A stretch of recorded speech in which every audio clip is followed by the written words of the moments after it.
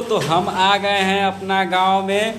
तो घर में यहाँ सब मिस्त्री सब आए हुए हैं। यहाँ प्लास्टर चालू है तो आप लोग देख सकते हैं।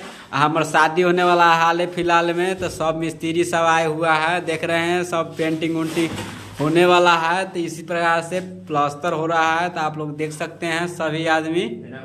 तो प्लास्टर करवाना हो मकान के तो आप लोग संपर्क कर सकते हैं।